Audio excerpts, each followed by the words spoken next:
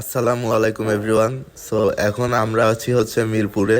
আর আমি, আমার বোন, ভাগ্নি সবাই মিলে যাচ্ছি উত্তরাতে কাইকিং করার জন্যে, কারণ ওইখানে হচ্ছে উত্তরাতে যে লেকটা আছে ওইখানে কাইকিং করা হয়, তো ওটার জন্যে আমরা যাচ্ছি। তো এখন আমরা রিক্সা নিয়ে যাচ্ছি হচ্ছে মিরপুর 11 মেট্রো স্টেশনে, কারণ ওইখান থেকে স্টেশনে মেট্রোতে উঠে সোজা উত্তরাতে যাব যেন জ্যাম ঠেলতে না হয়। সো এখন আমরা মেট্রো স্টেশনে অলরেডি পৌঁছে গেছি, যাচ্ছি হচ্ছে টিকিট কাটার জন্যে।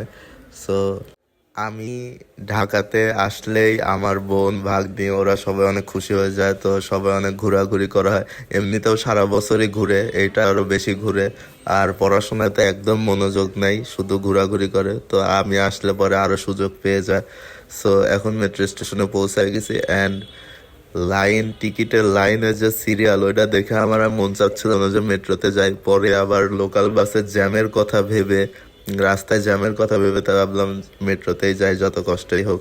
সো আমিও লাইনে দাঁড়ায় পড়ি। আর এই কাজগুলা করতেছিল হচ্ছে রেদওয়ান, মানে উইদাউট এনি রিজন স্লো মোশনে ভিডিও নিচ্ছিল এখানে। আমি বলতেছিলাম চশমাটা দাও, আলো লাগতেছে চোখে।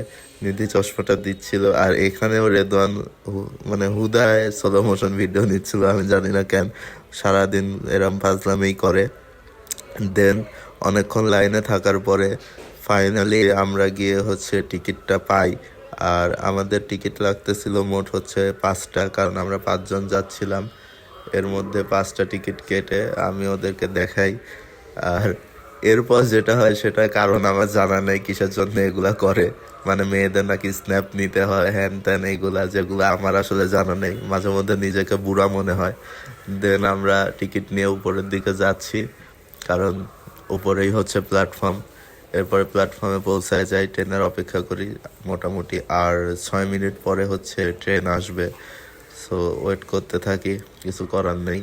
আর রেদওয়ান পেছন থেকে এরকম ফাজলাই করতে থাকে, এরপরে রেল চলে আসে। আচ্ছা, এটা কি রেল নাকি মেট্রো রেল, কোনটা? আচ্ছা, মেট্রো রেলই। তো এর মধ্যে মেট্রো রেলে উঠে পড়ি। প্রচুর লোক ছিল, কারণ কেউই ঢাকা শহরে এই জ্যামগুলা ফেস করতে চায় না। দেন আশেপাশে যে বিল্ডিং গুলো আছে সেগুলো দেখতে খুব ভালো লাগতেছিল।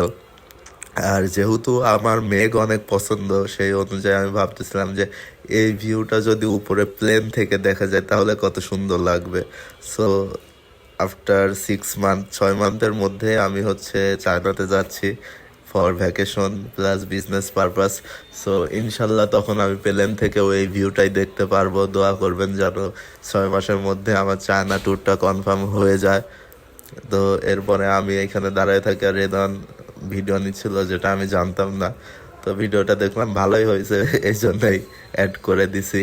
তারপরে আমরা পৌঁছায় যাই উত্তরা। এরপর ট্রেন থেকে নেমে আমরা নিচের দিকে যাই, আর নিচের দিকে যাওয়ার সময় সানসেটটা দেখে আমার খুব ভালো লাগে। সো আমি রেদওয়ানকে বলি যে তোর ফোন দিয়ে আমাকে একটা ছবি তুলে দে। আর এ আমার ফোন দিয়ে ভিডিও করতেছিল অ্যান্ড ওর ফোন দিয়ে আমাকে একটা ছবি তুলে দেয়, যেগুলা সারা জীবন গ্যালারিতেই থেকে যাবে। দেন নিচে নেমে যে ভিউটা দেখলাম সত্যি খুব ভালো লাগতেছিল। আর এটা হচ্ছে সানসেটের একটা ভিডিও, যেটা খুবই সুন্দর লাগতেছিল, সূর্য ডুবে যাচ্ছে।